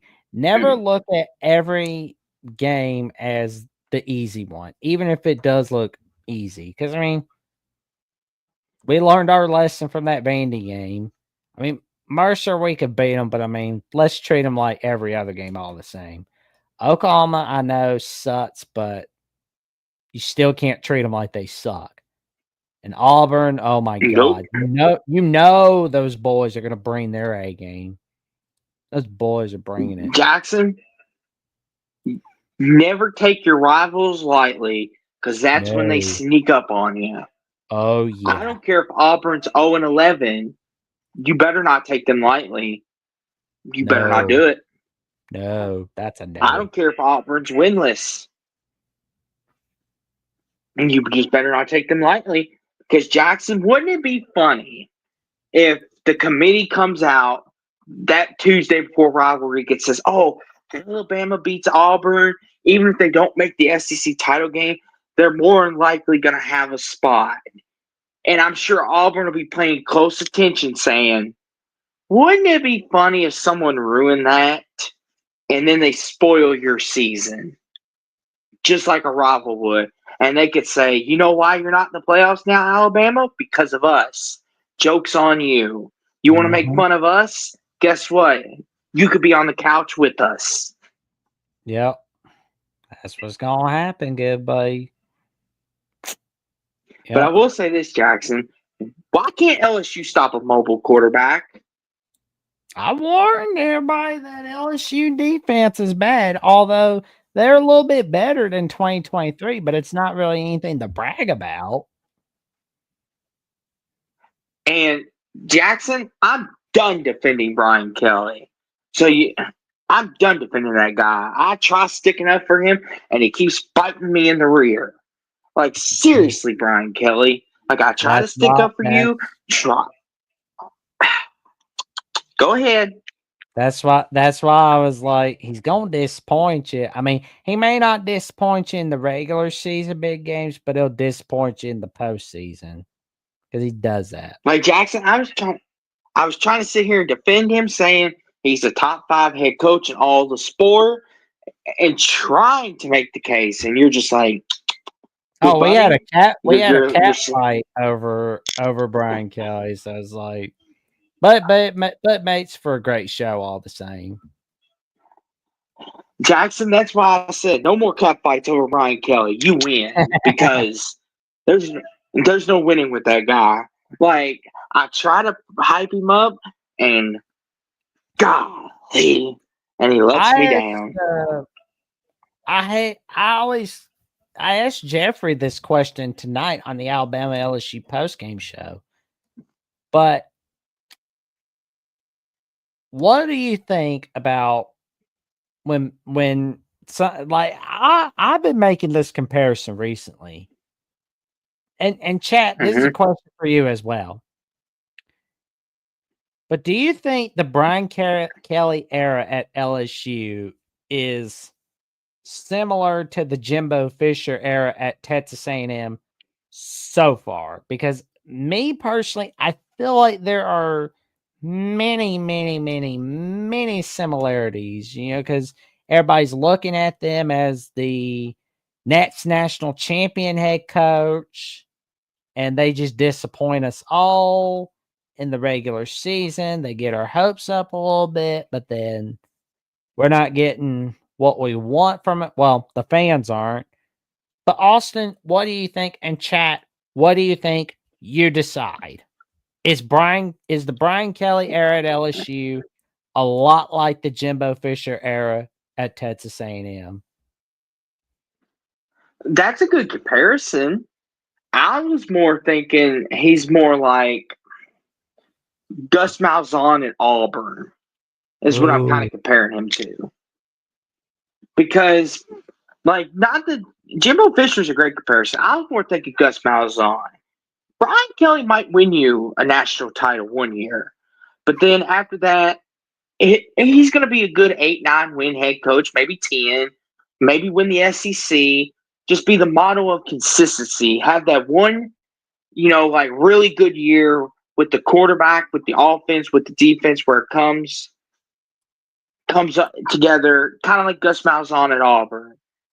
Is what and Troy V says, I don't think it's to Jimbo's level bad. That's a good point, Jackson. Jimbo, he couldn't keep control of his players. At least Brian Kelly's players respect him enough. Like, as we know, Jimbo's players was doing the mess around in the background, as you like to say. Mm-hmm. Oh, yeah. That's why I'm kind of like, maybe like the Gus Malzahn when he was at Auburn. Because as much as I just said this, I still think Brian Kelly's a great head coach. He can recruit at a good level, and they're always consistent. I don't ever think – as long as Brian Kelly is at LSU, I think they'll be a 9-10 win team almost every year. But as far as them winning big games and me picking them to beat Alabama, not likely to happen. Next year, I'm definitely not going to pick them to beat Alabama because it'll be a Tuscaloosa. I don't care if College Game Day goes there or not. I still ain't picking them. But I digress. But, yeah. And Breakaway says mess around in the back room equals not winning. Yes, agreed. Mm-hmm. I think it's kind of what is happening to Georgia. They're doing the mess around, not being disciplined, and it's starting to bite them in the butt. But let me ask you this, Jackson. Why do you think it's Jimbo Fisher? Why was that the comparison? Pick your brain on that. Well, because everybody expected Jimbo to lead Texas A&M to a natty. They were ultimately disappointed. I'm with you. They had some good regular season wins, but it didn't translate to anything more. They didn't have a whole lot of 11-win seasons, nothing, zero zilch. They only went to one New Year's Six Bowl, which was the Orange Bowl in the COVID season, but that was it. And LSU, yeah, they've been to the SEC title game 2022. Yeah, they beat Alabama in a tight matchup that year. But what they do afterwards, they would have lost to Arkansas had KJ Jefferson been there. And they got creamed by Texas A&M on rivalry week, who had a losing record. I mean, yeah, they had a big dominating win against Purdue, but that was a depleted Purdue team. And then we see last year where they were just almost they almost lost to Florida. They almost lost to Missouri. Yeah, they had Heisman Trophy winning quarterback Jaden Daniels, but they lost a big one against Ole Miss. They blew it against they got smacked around by Florida State. They lost to Bama. The defense, again, complete and total disaster. Was atrocious. Mm-hmm. And they got lucky against Wisconsin in the ReliaQuest Bowl. So, and I'm sure they're going to get hyped up again. And that's another topic of discussion right there is preseason hype. A lot of people hype up LSU as this national title contender. Oh, they'll get the job done. It'll be just like with Ed Orgeron, Les Miles, and Nick Saban. And we saw with Jimbo Fisher, a lot of people. I know I fell for the hype as well. I'm not gonna lie. A lot of people hyped up Texas A&M when Jimbo Fisher was there. What did it equal to? Nothing. Zero. Zilch. Well, and I'll say this, Jackson. I predicted LSU go 10-2 in the preseason. At the time, I was like, that could come back to bite me in the butt, but I thought 10-2. I'm like, even though they lost their Heisman winning quarterback, their offense with Kyron Lacy, I really like what he brings at receiver. They got a nice little running back room, and Nussmeier's a good quarterback when he wants to be. I was like 10-2, and I would say it right here. I had them beating Alabama this year, even in the preseason, because it was in Death Valley. It's probably gonna be at night. And then I had them beating USC at the beginning of the year, which that didn't happen. But of course, if LSU wins out and go 10-3, win their bowl game, it won't be too far off. But I'm a little disappointed. But I will say, I think a lot of people pick LSU go 9-3, 10-2 every year, and they disappoint. And Jason O says there is never any reason to hype Texas A&M. People never seem to learn their lesson when it comes to them. Yes. Well, here's the thing. I will say, now that it is the Mike Elko era, there's optimism to have Texas A&M. Because I was even one. I said 9-3 on Texas A&M in the preseason, and Jackson was like, slow down, good buddy. In Mike Elko's first year, and that could still happen. Texas A&M going 9-3 because I like Mike Elko as a head coach. I think he's a good football head coach. I think you put him on anybody with anybody's roster, he's going to get him to at least a bowl game, in my opinion. I think you could put him on Mississippi State's roster and he'd squeeze 6 wins out of him, like he did at Duke with time. But I think now, to your point, Jason O, is in the Jimbo era, yeah, there's no reason to buy the hype. But now, I think you could buy Texas A&M stock and you won't be disappointed. Now, LSU, I get where Jackson's coming from on that. That could be false stock hope. But we shall see. But great win for Alabama. And Alabama, path to the playoffs is clear now. Just win out and you're in. It's no longer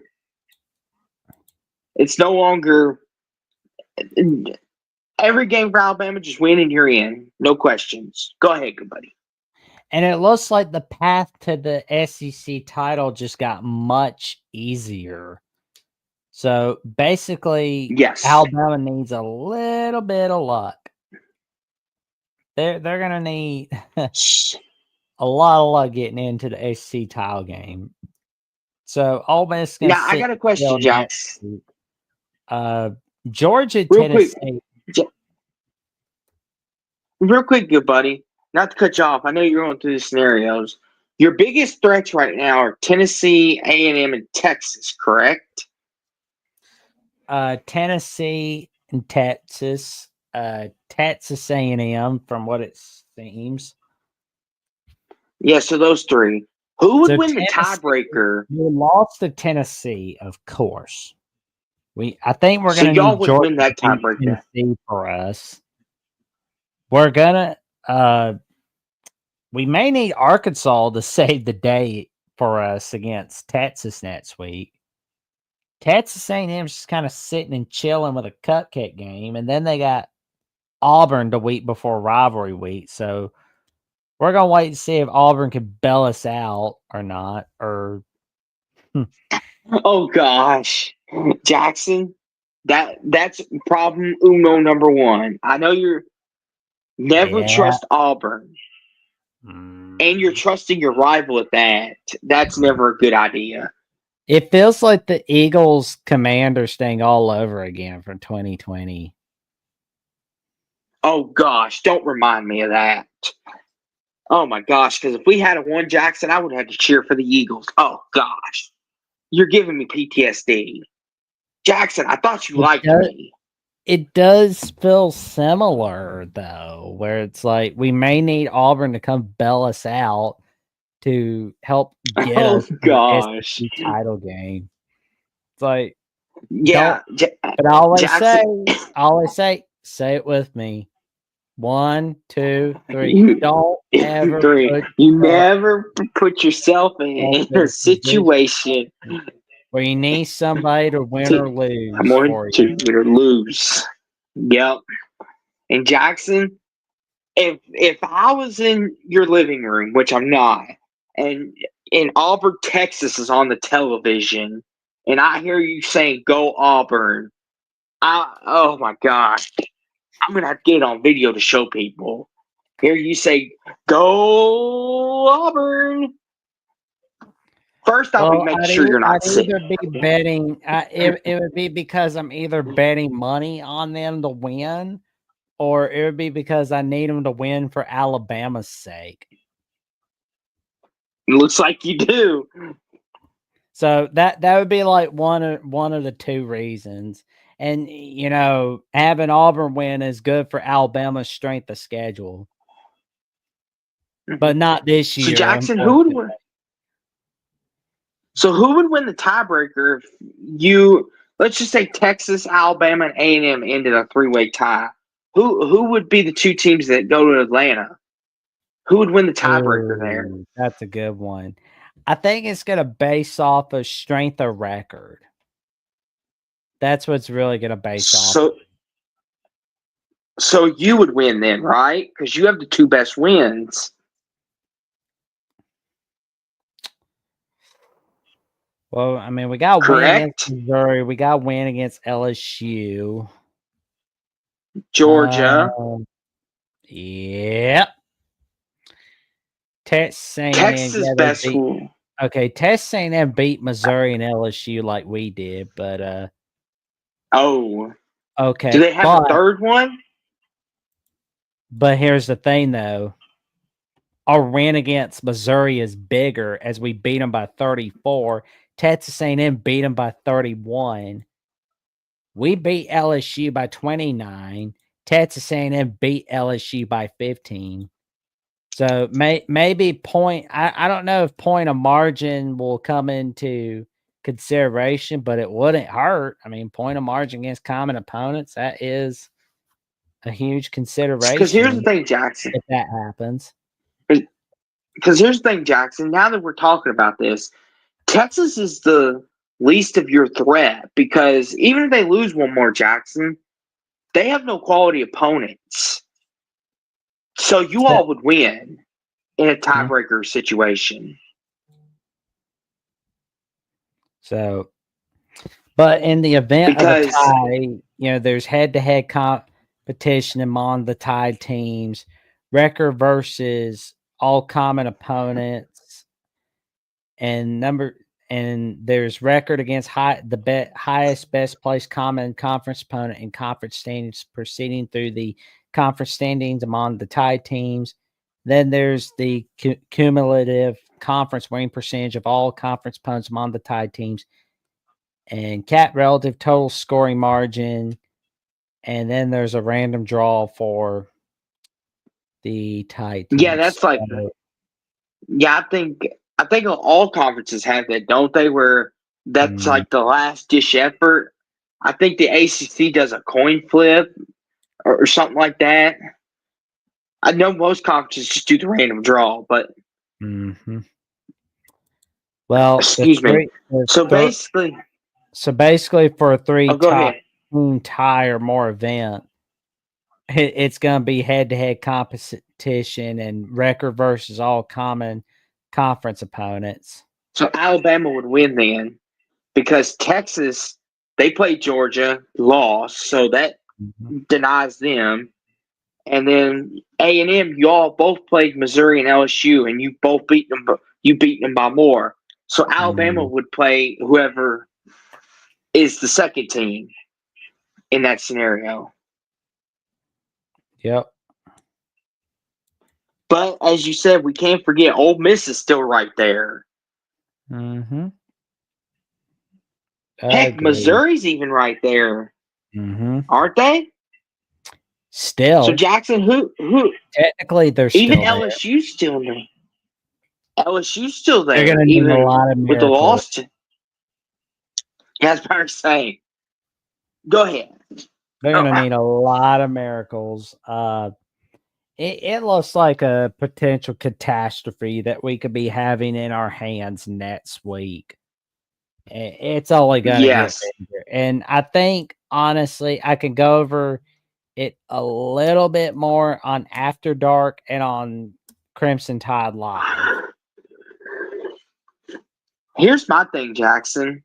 And this is where the people that are saying that divisions are good are going to come in and say, we had divisions, we could have avoided this.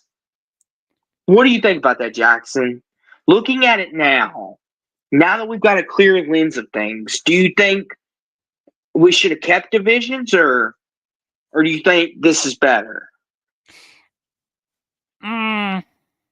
I like the divisions, but I mean, that's just me. I kind of wanted to see like Alabama, Auburn move to the East Division, and then like have Missouri go to the West, and then Texas, Oklahoma go there. This way, everybody gets their common opponents. But oh well. But at the same time, I can see where no divisions benefits. Yeah, Jackson, I think there's only two divisions right now that are in question, and that's the SEC and the Big 12. Mm-hmm. Like the Big 10, it's probably going to be Oregon and the winner of Ohio State, Indiana. The ACC is probably going to be SMU and Miami, maybe Clemson. But like the SEC and Big 12, it's up in the air. Anybody's division to one. Definitely should have kept divisions. The tiebreakers are going to get more and more wacky in the coming years. Agreed. Oh, yeah. One of these years, Jackson, we could have a 5-way tie in the SEC or something like that. Or then the Big 12 ACC. What are they? Oh, my God. And people, like Jackson, this is what, like in Jackson, as college football fans, we love it, right? But then the committee's going to be like, no, we didn't sign up for this. Well, too bad. Like, could you imagine, Jackson, at the end of the year, Tennessee, A&M, Texas, Georgia, Ole Miss, Alabama ended a 6-way tie? Who would get in? Oh, please let that happen. Ooh. We need that. A 6-way tie at the end of the year. Yep. Jackson, talk about putting the committee on the hot seat. The college football playoff committee. Oh my gosh. Like, goodness gracious. Like, one of these years, Jackson, we're going to have that where it's a 5-way tie. One of these years, we're going to have it because not everybody gets scheduled with one another. Nope. Like you said, though, Jackson, it's probably going to happen in the Big 12 or ACC. I doubt it's going to happen in the Big 10 because the Big 10 is probably going to be Ohio State and Oregon every year. Shaking my head. Yeah. Thanks for your alignment. You know, because I doubt Indiana will be this good next year. And of course, the SEC. I mean, I don't expect it to be this chaotic again, but we'll see. Yeah. But Jackson, it's been a fun week. We've had plenty of excitement. But you know what, Jackson? You know what's even more exciting is what you've got cooking on the Voice of College Football at the Alabama channel. I mean, yeah, you're just cooking it up. We got to beat Texas at the Voice College Football to 3,000 subs, and also we got to catch up to Oklahoma at the Voice College Football because like those new kids in the SEC are beating the Alabama channel at the Voice College Football. Let's do everything in our power to beat the Texas channel and the Oklahoma channel at the Voice College Football. Let's get Alabama going. Let's get it cooking. Let's get it up to 5,000. But for right now, let's get Alabama at the Voice College Football to 3,000 subs, where you can get some of the top-notch coverage on Alabama football. Like, comment, subscribe to the channel. Like, comment, subscribe. Click on that notification bell so you do not miss no video whatsoever on Alabama with the Voice College Football, where you will see Monday's edition of Crimson Tide Live, where Johnny Burtz and I give you our take on Cupcake Week, the recap of Alabama LSU, what it means for the title race for the SEC. Where could we be ranked in the CFP rankings? That's going to be the question. Yes. And if you subscribe today, Jackson will buy you some Omaha steaks and have them delivered to your front door. This deal only lasts until the stream is over. So if you don't subscribe before the stream's over, you don't get no Omaha steaks. Jackson will have them delivered to your door for free because Jackson, he's a multimillionaire. He I'm doesn't nowhere like to tell near y'all that. because he's humble. Jackson, stop being humble, good buddy. He's being so humble. But Jackson, he's got like 6 homes in Guatemala and he's got like 8 of them in Alabama. He's got all these beautiful houses. So Jackson can afford it. But all you have to do is subscribe with the Voice of College Football to Alabama, and you'll get your steaks. And while you're at it, if you're feeling kind enough, make sure you subscribe to his channel too, because he won't give you more free steaks, but it will be a nice bonus for Jackson. But Jackson, what have you got cooking over there, good buddy?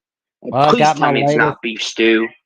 No, it's my latest episode, the Jacksonian, where I have on Carter Bryant, where we discussed a lot about LSU football, the New Orleans Saints, Billy Napier at Florida, and Sam Pittman's status at Arkansas. And it was a pretty fun one. We even talked a little bit about Derek Jeter and the impact of the MLB without Derek Jeter and how he is sorely missed. And, we had a fun 55th episode of the Jacksonian, and I'm 115 subs away from 500. I'm ready to get to 1,000 subs. Let me see. So I'm 115 subs away. And I'm 615 subs away from the magic number 1,000. I need all the help getting there as much as possible. And if you love top-notch content on the channel, like, comment, subscribe, click on that notification bell so you do not miss another video whatsoever. But Austin, you got some magic going on your channel. What's going on there, man? So, and Troy V says, I'm subbed. Where's my steak? Troy, you have to get in contact with Jackson on that. I'm just the man who advertises the deals. Talk with Jackson. Like, he's the man that does all that. But, obviously Wednesdays and Saturdays as usual. I'm here with you as always, and I'll be here with you until the end of the college football season. And looking forward to each and every week. It brings something new. I mean, this has been a crazy year, and I just passed 50 subs, so I'm halfway to 100 now. Here on Sports Talk with Austin 2002. Find me on X, where I talk about the Denver Nuggets, the Cowboys, talk about Louisville. I talk about a little bit of everybody, promote our shows for everybody, make sure everybody is getting the wealth of love. But that's where you can find me and what I do. And, of course, Jackson, there's one more thing we got to do to make this official. Mm-hmm. Blow that whistle.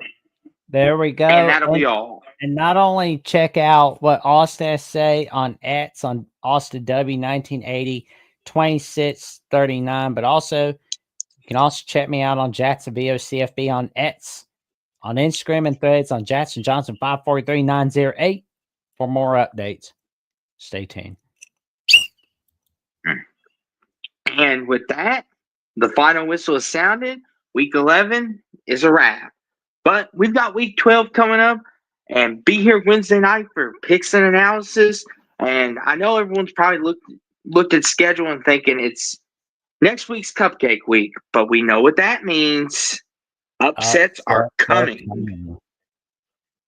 Yes. But till then, stay safe, stay warm. Congrats if your team won. Sorry if your team's lost. Love y'all. Like, comment, subscribe. And go Cards, everybody. Beat Stanford. Oh, Tide.